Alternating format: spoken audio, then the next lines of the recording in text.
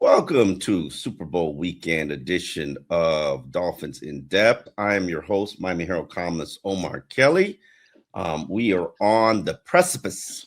I love using that word of the Super Bowl, the Seattle Seahawks versus the New England Patriots.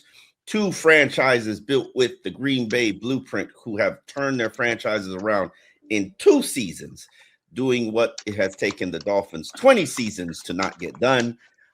Joining me to discuss not only the Super Bowl, but our introduction to the new coordinators of the Miami Dolphins is Miami Dolphins beat reporter Isaiah Smalls.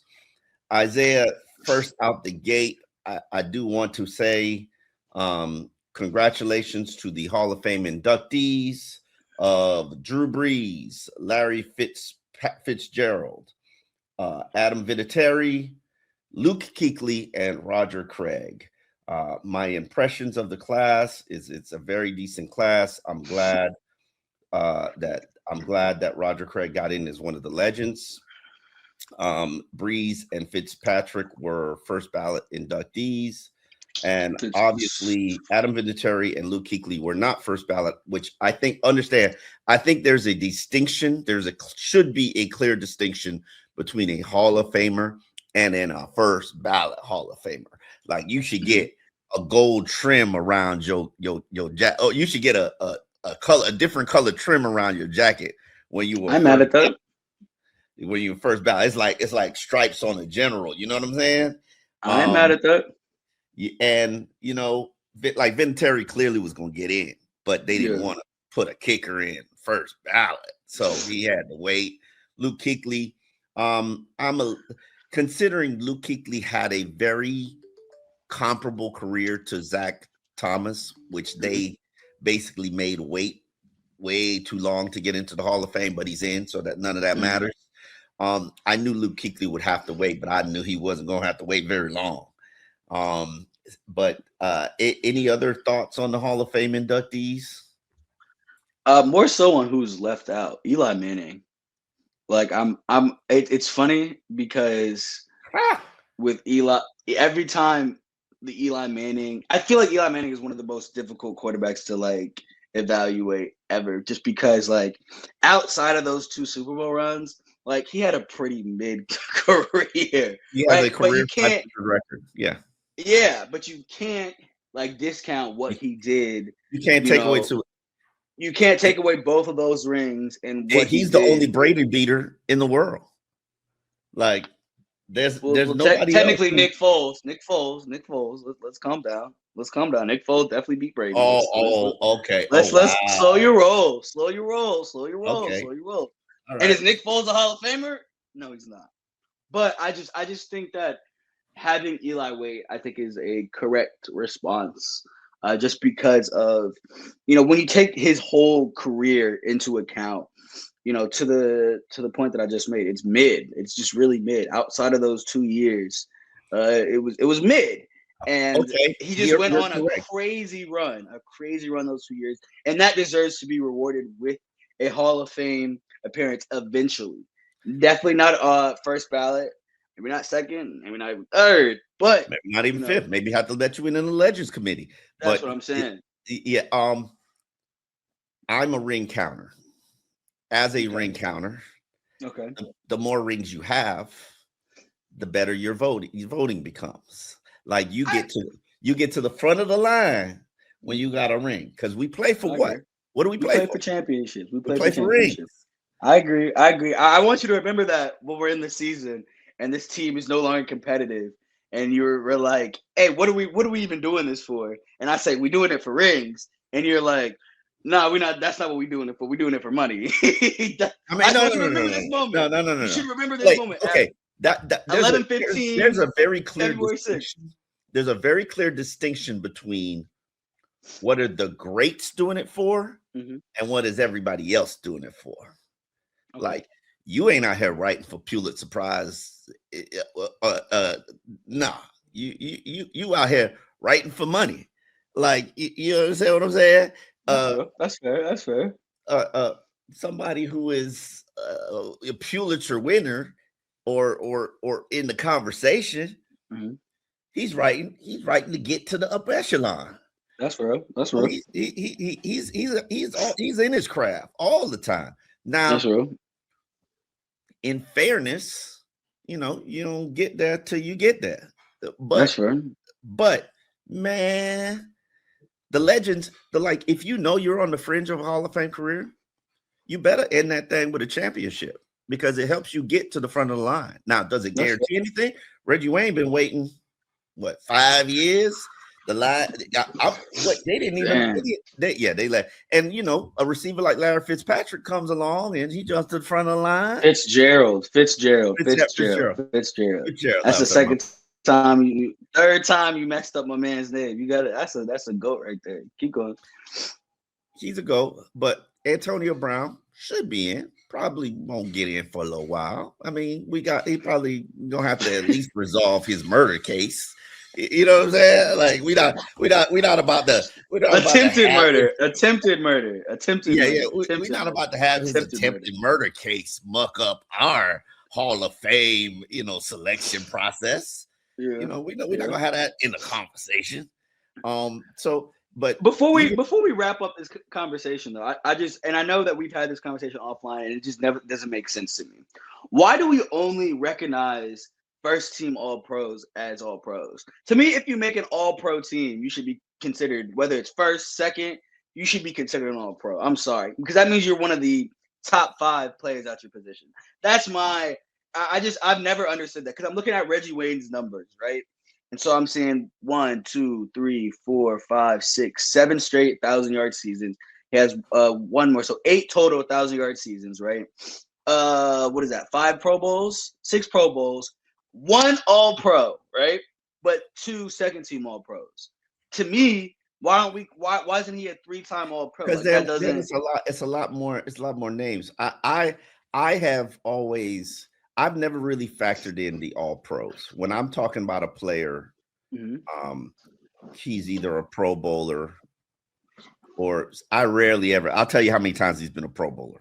Now, what does that mean now that, I was about to say that I feel like that don't mean anything anymore because of the fan vote. It's a popularity contest. It's not even the fan vote. It's just everybody what quarterback in the AFC wanted to be in the Pro Bowl, wanted to play Shedeur Sanders.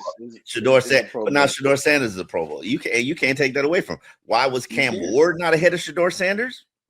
Popularity vote. You know what I'm saying? Popularity contest. No, I completely agree with you. So now I can't factor in Pro Bowls anymore. Even though, look how hard it was for Jordan Brooks. Look how hard it was for Aaron Brewer. Mm-hmm. And if they are if they got in, wouldn't they want that recognition? Wouldn't they want that respect? That's not an easy accomplishment to make. So, Jordan Brooks didn't even get in. Dang, that's crazy. Wow. So I got a lot of thinking to do. Maybe I have to take Pro Bowl away when it's a quarterback and only count all pro, because really it's only the quarterbacks that we got these issues with. Because a third string linebacker makes a Pro Bowl. Okay, congratulations. It's only when the Skylar Snoop Huntleys and the Shedeur Sanders make it in the Pro Bowl, we like, what is going on here? What are we doing? I'm like, so Shedeur Sanders had more votes than Tua Tagovailoa. Damn, not the Tua would have. He definitely deserved more. Wait, let's just pause for a second. There's levels to this joint, right? There's levels. Let's as bad as Tua was right now. And right now, as bad as Tua was last season, he was still better than Shedeur Sanders. I disagree. Who would you rather have on your team right now? Right now, on February 6th, salary size. No, who would you? That's not the question I'm asking. I'm asking who would you rather have your team right now? I can't just. You got to give me my factors. No, you're thinking too much. Who would you? I need a name. Who would you rather have on your team right now? Salary's the same. Who would you rather have on your team right now, Omar? I'm not answering that question. You're not going to get me to who or would you rather have on your team right now? Can I say neither? You're thinking way too long. You're thinking way too long. See, this is not going to be a genuine answer. The correct answer is Shedeur Sanders. You would rather have Shedeur Sanders. Why is it the correct Because I'm gonna break this down to you. One, we kind of know what we have in Tua, right? Right? For all intents and purposes, we know what we have. Yeah, a consistent NFL starter with a winning record, which Shador's not.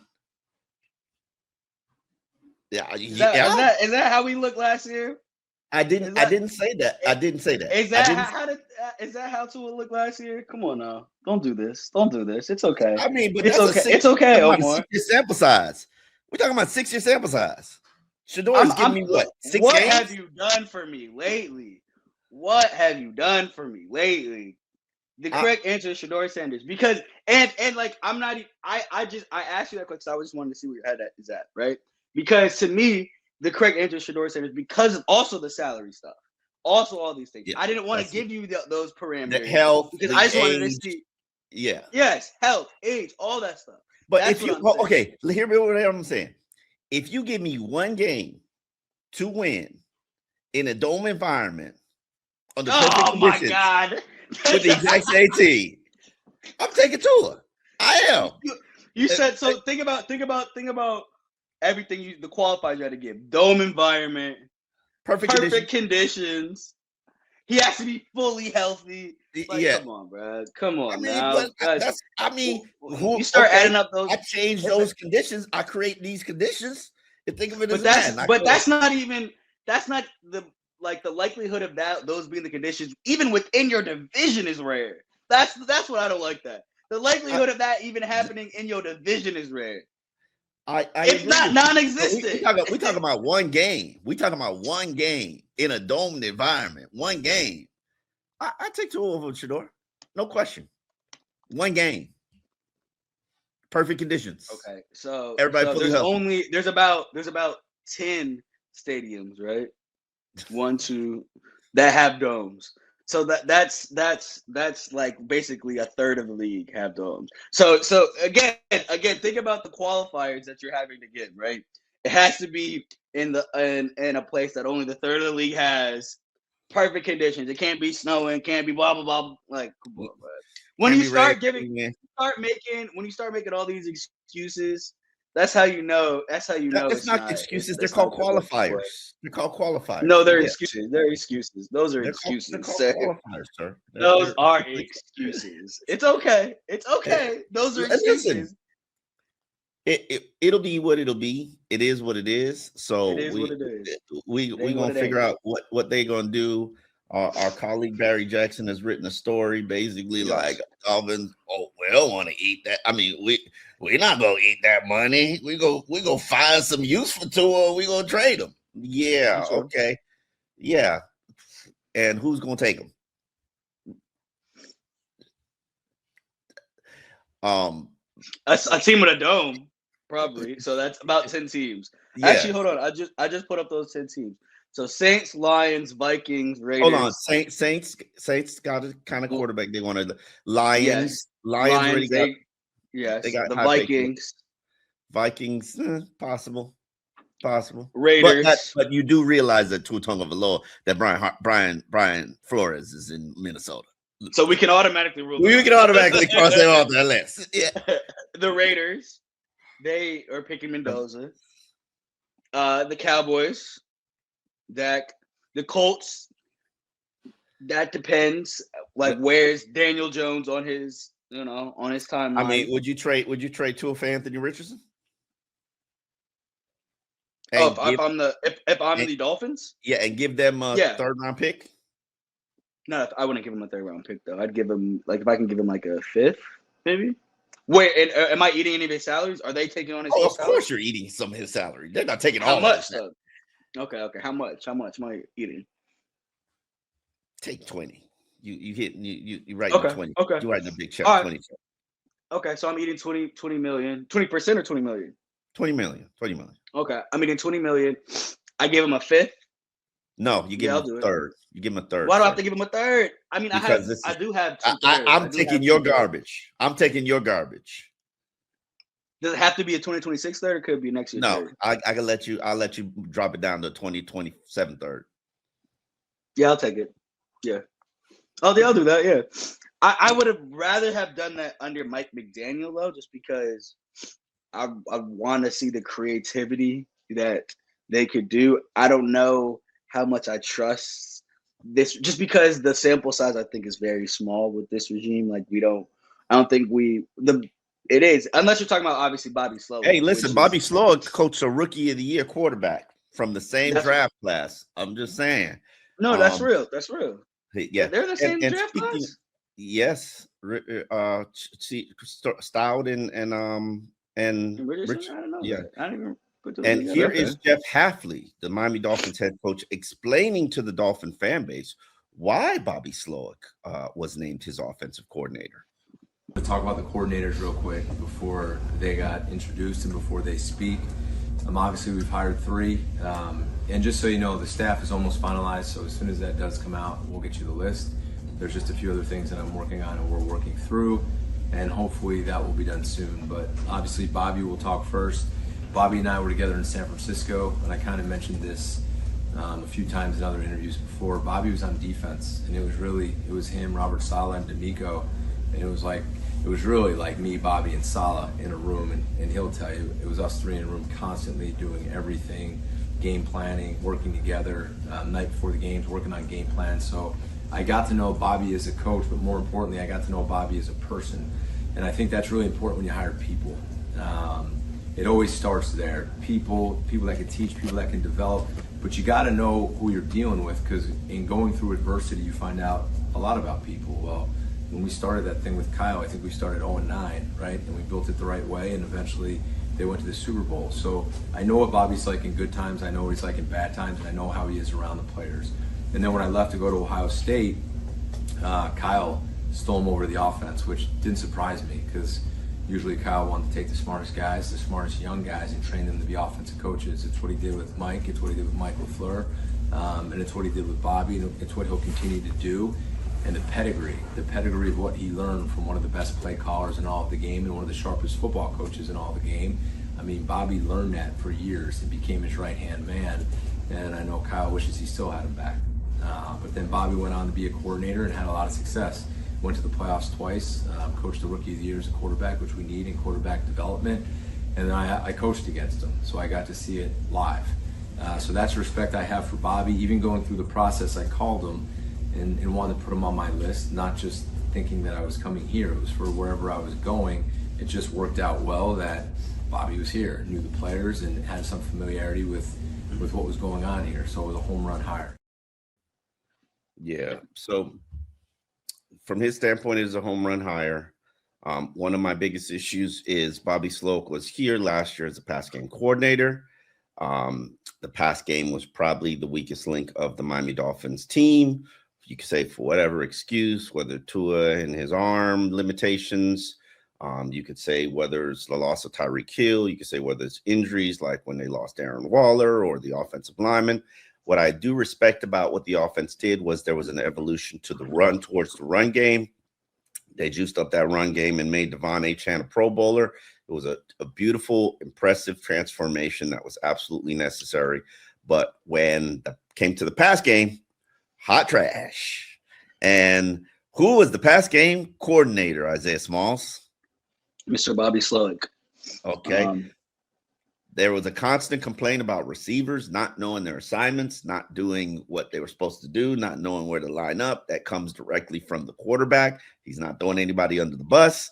Who's responsible for making sure that people know what their assignments are?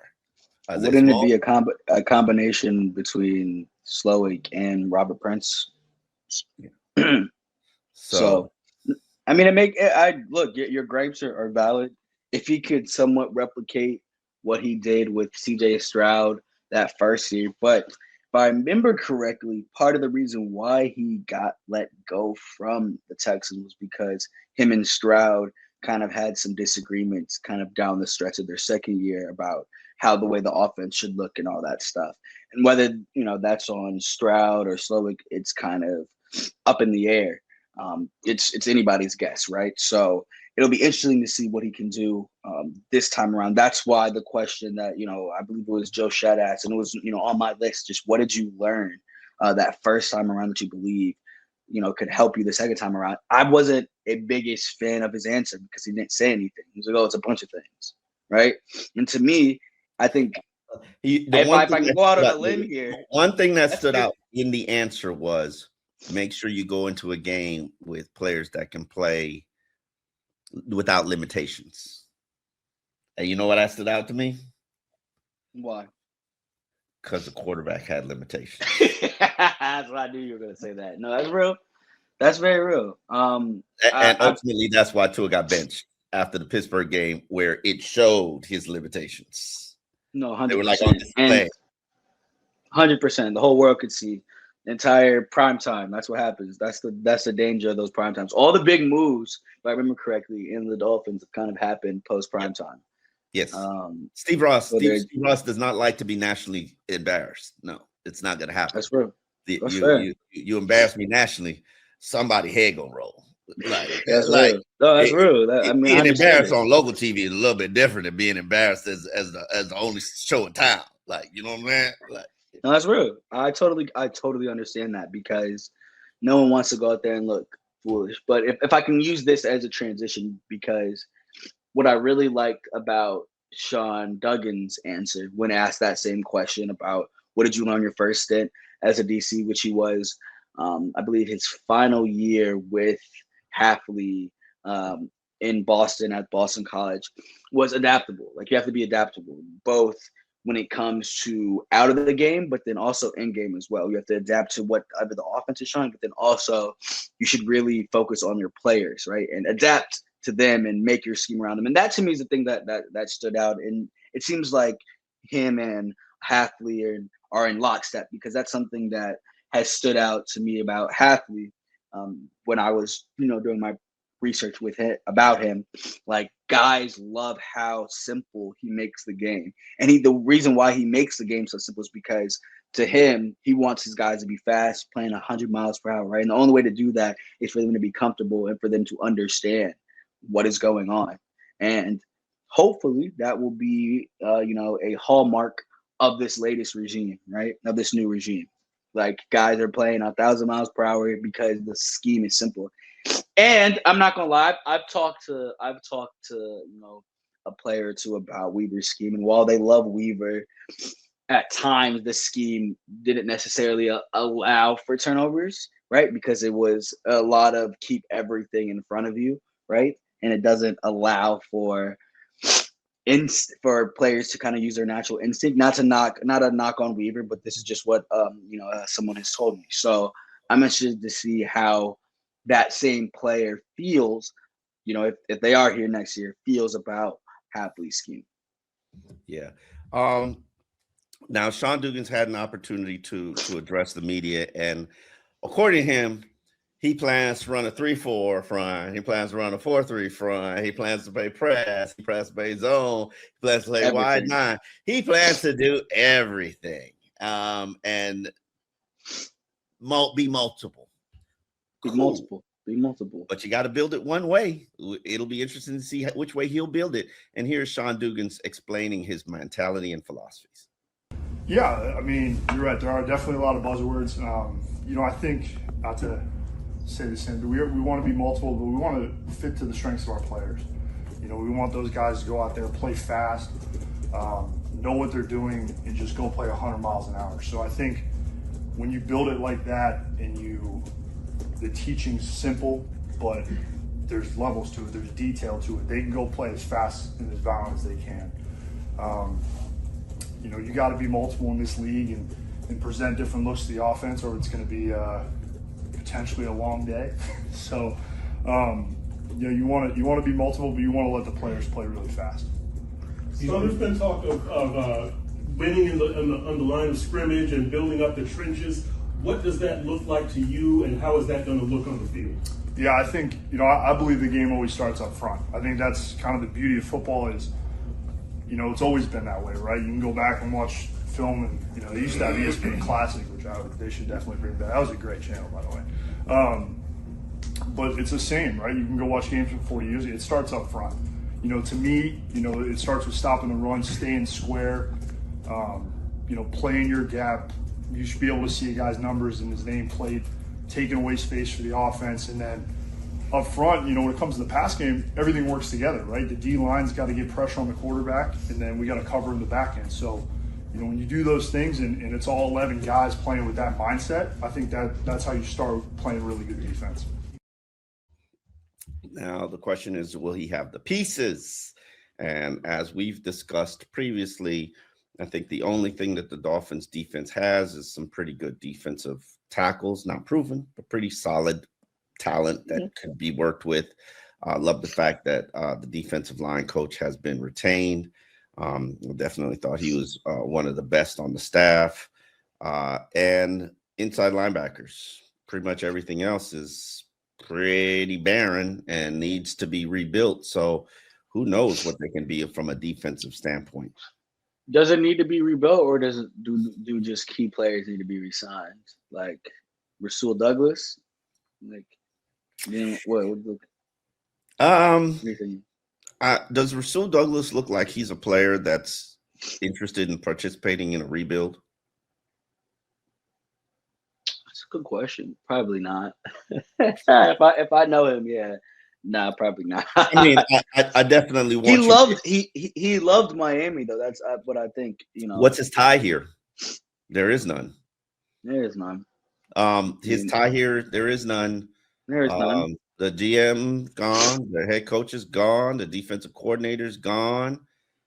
He's got no connections to this organization, except for maybe he played for them in Green Bay. Maybe he played for Sullivan in Green Bay. Rasul had a hell of a season, but I would look, if I'm Anthony Weaver or if I'm Mike McDaniel, I'd be like, yo, go, Rasul, $5 million. Wise investment. Yeah. Baltimore, they definitely need corners for sure. Baltimore definitely needs corners. Rasul, I'd be like, Rasul, wise investment. You might be pleasantly surprised. That's fair. But and then Minka, you think Minka's coming back? You think Minka? That's why I don't know. Like I asked that because I was like, when I was writing my story on the defensive scheme, I was listing the players and I was like, Minka Fitzpatrick, and I listed him because obviously he's under contract. But then I was like, do they?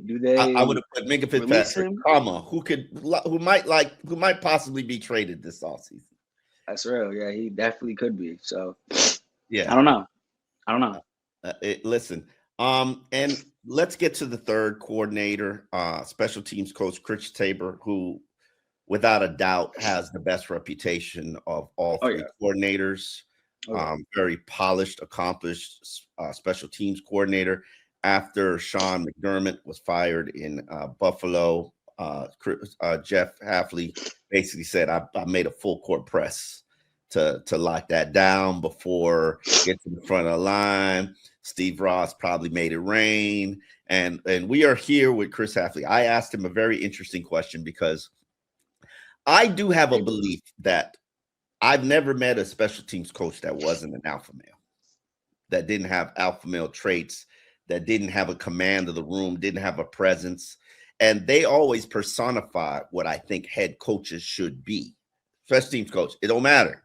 They personify they personify. Wait, but that's not the question. If that's what you're thinking, that wasn't the question you asked. No. I didn't say that to him. I wanted to see how he reacted. I basically said, why? I think the question's in there. I'm like, why? Like, sell me on being a special teams coach. Like, why is this the route that you've gone throughout your career, other than it's what makes you money? Like, how do you coach everything growing up and then be like, I'm gonna be a special teams coordinator? And kind of like the kid who wanted to grow up and be a referee. I am the kid who wanted to grow up and be a referee. You are? That makes so much sense. Makes so much sense. Roll the clip. Either this or that. Go ahead. Tell me on being a special teams coach, because I have an issue with it from the standpoint of I only know of one person who's ever become a head coach from doing it. Oh, well, you're gonna go Coach Harbaugh? Yeah. Okay. You're gonna go Coach Ditka? You're gonna go Tight Coach end? Allen? George Allen? I mean, you can. There's Coach Cowher. There's been a lot of guys, Coach Belichick. So we're going to increase you just a little bit there. I think the beauty of being a special teams coach is this. We talked a little bit about the relationships, but my relationships are amongst the whole team. And it's just not an offense and defense. It's the whole team and understanding what the player is about. It's also a position where, we look at the game globally. What's it mean here? Hey, when people talk about going for it, analytics and all those things, sometimes you just want to punt the ball and pin them down because we're going to play field position. We might not score that drive, but the next drive we're going to score, and special teams is an important factor in that. So, congratulations. I see the future as you as a special teams guy. Yeah, oh, right? Sure. You would have. Yeah, that ain't gonna happen. I was about to say yeah, I don't think the guy that sleeps during that part of practice of the during training camp is going to be on board with that. I appreciate you though, Mr. Tabor. You know what I'm saying? Let's take my break time. I get 20 minutes to do whatever I want to do. Check some emails. Take a mild nap. Crazy work. That's crazy work. catch up with my ladies. I'm just being honest. 2-hour practice is a long window to be falling behind. It is definitely. You got a right. period in here, period in there. That's good. I got things to watch on offense and defense. Special teams, it's gonna be what it's gonna be. Yeah, special teams is pretty much it is what it is, for real. It is what it is. I don't think you can really get either.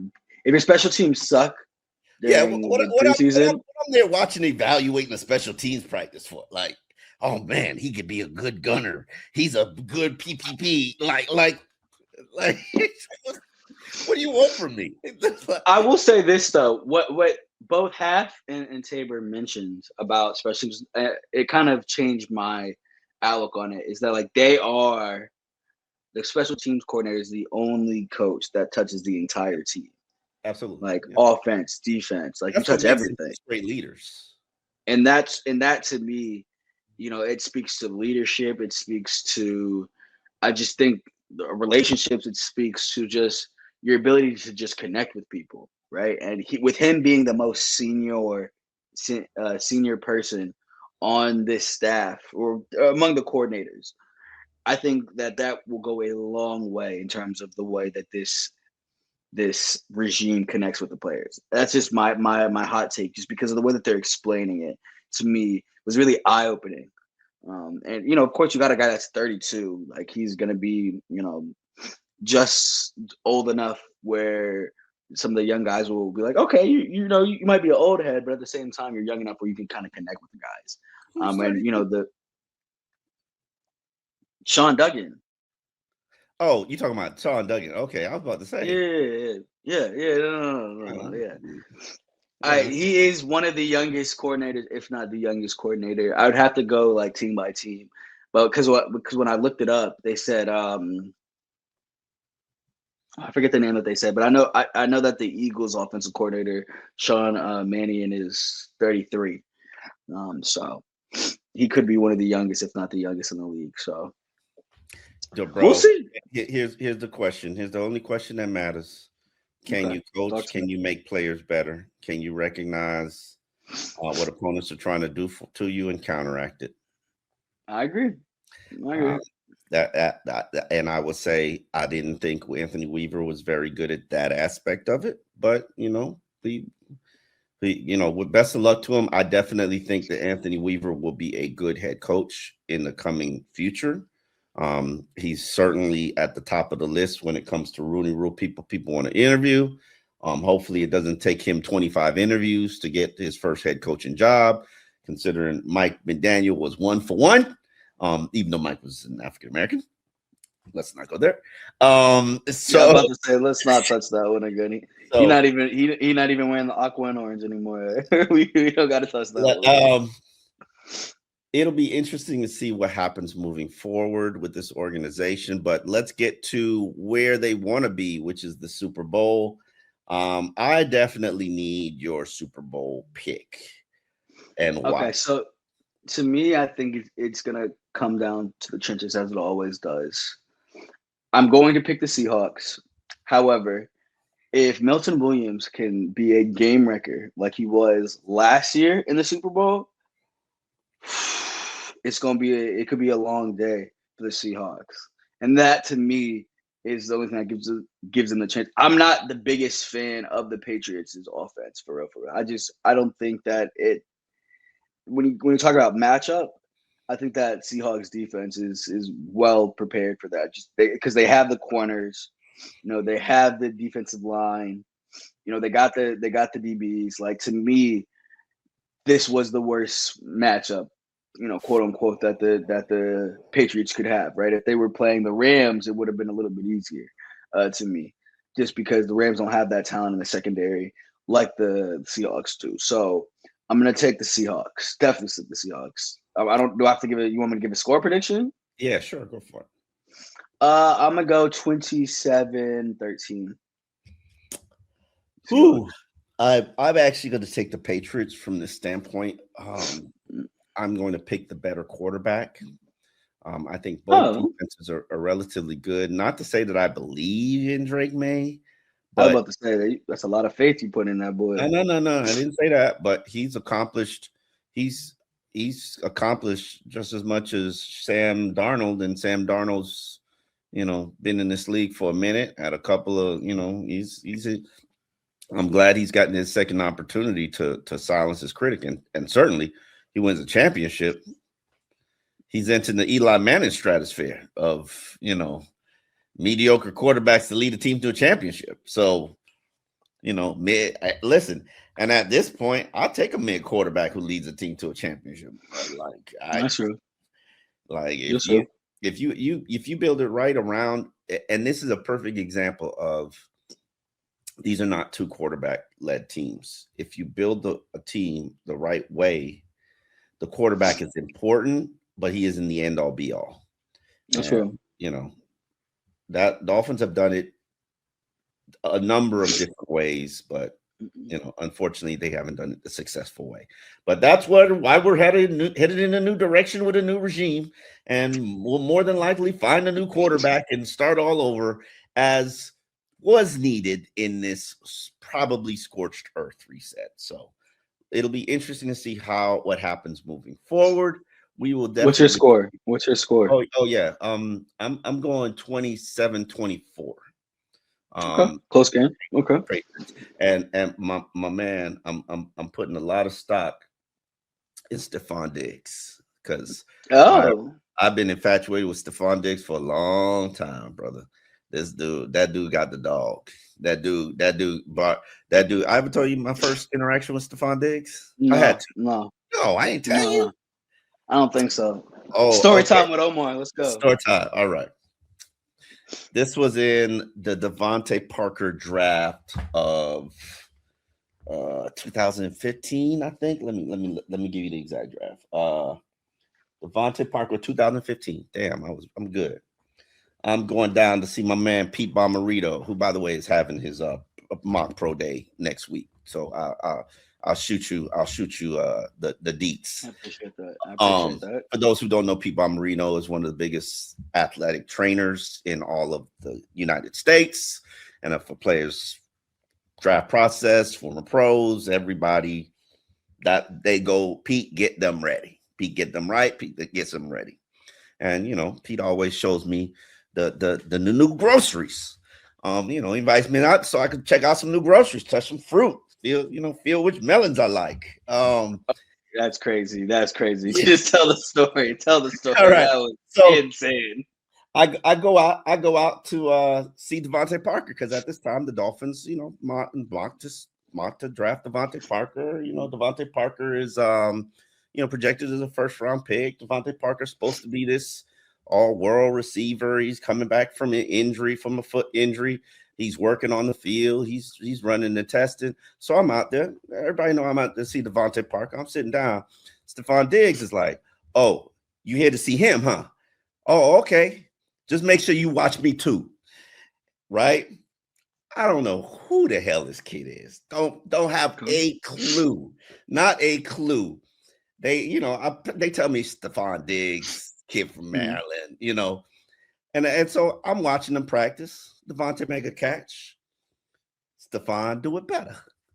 Devontae, run a route. Stephon do it better. Devontae runs a 40 time, pretty good. Devontae do it better. Everything Devontae did, he did it better. So I'm thinking to myself, like, wait a minute. This dude's supposed to be the first round pick, and this dude I had never heard of over here, this dude is better. And I'm like, I kind of want that dude. Yeah. And swagger. Yeah, definitely swagger. Confidence. Don't think this is what you see now is like something that developed over time. No. That's who he was from before day one. Pre-AD. Like, this ain't BC. This is, and bro, he went in the 5th round. Instant stud in Minnesota. Now, I was banging the table for Dolphins to draft him, but at that time, I believe it was it was Joe Philbin, and Joe Philbin was not interested in coaching nobody who had an alpha personality. If you had an alpha personality, you had to go, because Joe Philbin's personality couldn't handle no alphas, man. And so, man, I learned something that day. It's like the dogs. Like I went and saw Le'Veon Bell at Bomberito before he became Le'Veon Bell. Dogs, they gonna bark. You gonna see them. It's easy to identify. So you just got to pay attention. That's right. That's what's up. So lessons learned. We will be at Bomberito next week. So I'll let you know the time and the day. I appreciate that. Yeah. On that note, Dolphins in Depth, we are out, and we will see you next week for more as the Dolphins world turns.